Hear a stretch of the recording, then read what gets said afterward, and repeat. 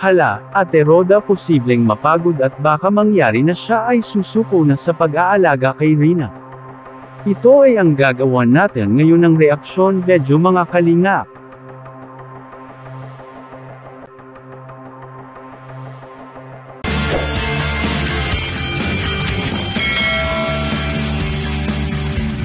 Alam mo na kung ano ang salitang pagtulong. Ito'y ginagawa, hindi salitang pinapagulong na sinasa isip mo, pero di sinasa puso. Ang pagtulong sa kapwa, dapat ito'y isa puso. Iwasan mong mapanghusga, mapagmaliit sa iyong kapwa, na dapat ginagawa mo, di lang puro salita.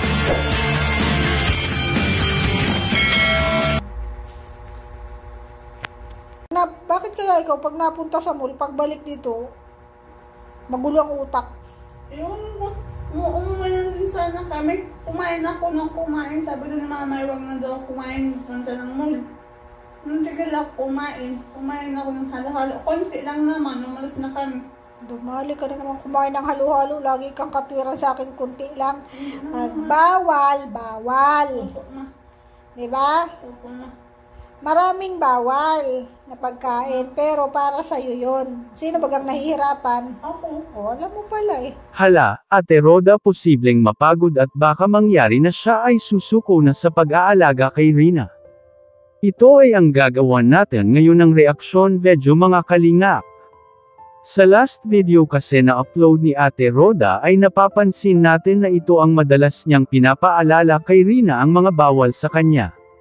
Pero bago ko umpisahan, ay isang mapagpalang araw mga kalingap, lalo na sa ating ama na si Kuya Val Santos Matubang, Ate Edna Vlogs, Kalingap Rab, at isang pagbati at pasasalamat sa lahat ng mga viewers at supporters na nakasuporta at nakasubaybay sa aking YouTube channel.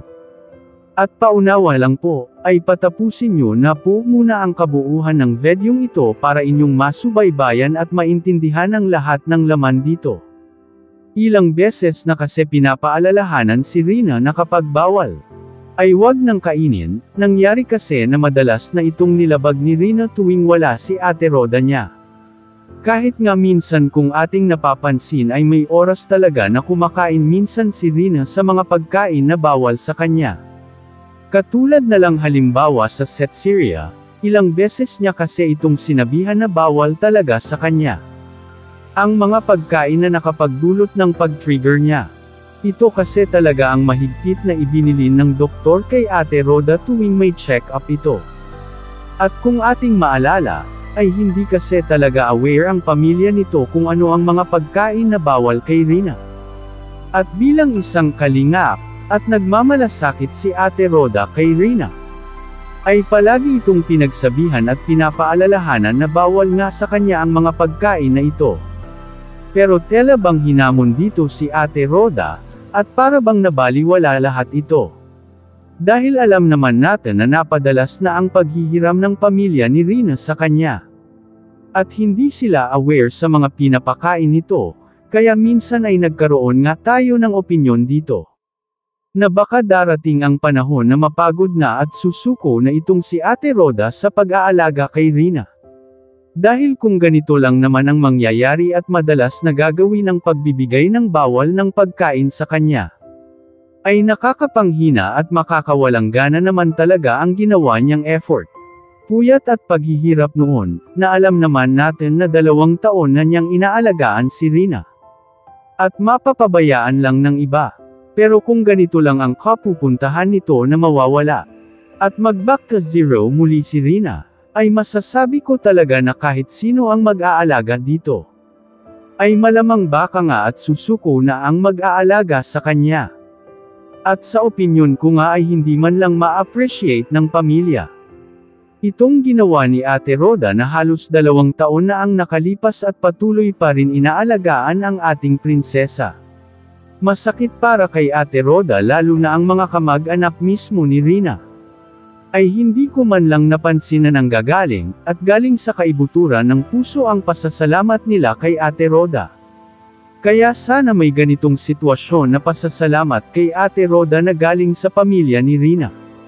Para maibsan man lang ang pagod ang ginawa ni Ate Roda sa 2 taon niyang pag-aalaga. Hindi lang talaga makapagsalita si Ate Rhoda dahil ayaw niyang may masasaktan o mapahiya dito. At sentido de como na lang sana ang gagawin ng pamilya ni Rina. Napakahirap po sa parte na malaki ang ginawa mong effort. Pero nawawala lang o nababaliwala lang ito, just saying lang po, kayo mga kalingap.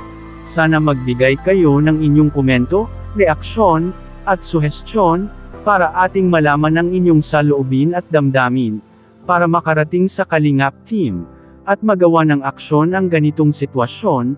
Bago ko po tapusin, ay isang mapagpalang araw mga Kalingap, lalo na sa ating ama na si Kuya Val Santos Matubang, Ate Edna Vlogs, at Kalingap Rab. Maraming salamat po. Siya nga. Ano namang naisip mo sa buhay mo? Hello. Eh bakit nakita ka daw sa terrace? May kasuntukan ka? Napapangin lang ako. Ganun ba ang nagpapahangin? Paano yung suntok hangin mo? Ganito. Maganda yon. Hindi. Alam mo palang hindi maganda eh. Bakit mo ginagawa? Yun. Kapag hindi maganda, huwag mong gagawin. Oo nga. Pag alam mo hindi tama, huwag mo nang gagawin. Oo nga. Paano pag may nakakita sa'yo dun sa terrace na gaganong-ganong ka? Lagi na ako ng kita sa Teresa. Maraming tao doon. Nadaan niya sa kalsada. Kalsada ba gayon? Sasabihin siya, ano kayo nangyayari kay Rina? Gaganunin. Kaya nga. O kaya nga, diba? Kaya huwag ka na magaganon doon. Oo nga.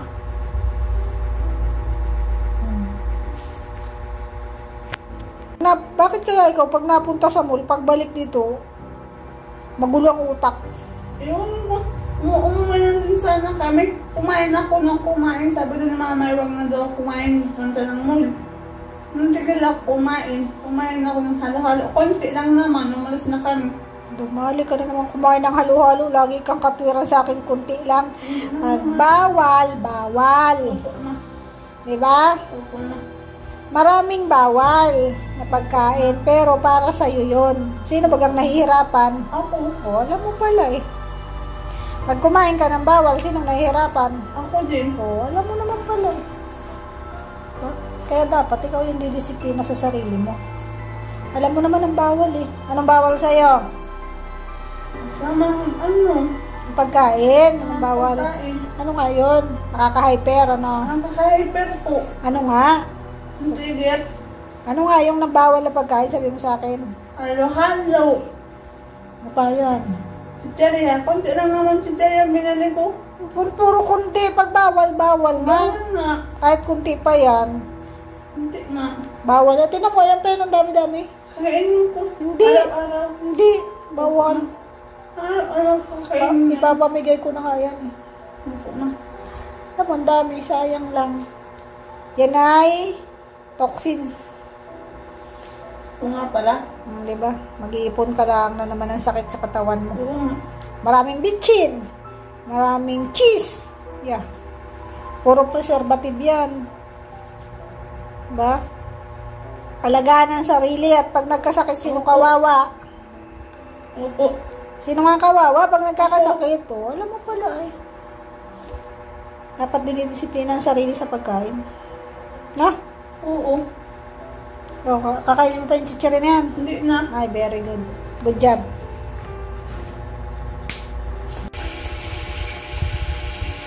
Ano na? Kilala ka? Isa? Ano namang naiisip mo? Ano nga iniisip ko? Magulo na naman ang utak mo. Bakit? Ano nakikita mo sa labas? Ha? Anong nakikita mo sa Wala, labas? nampangin lang ako. Yan, nagkasilip ka Wala naman. dun, parang hindi sa ako nakita ko, pero wala. Okay sa'yo? Mm. Sino?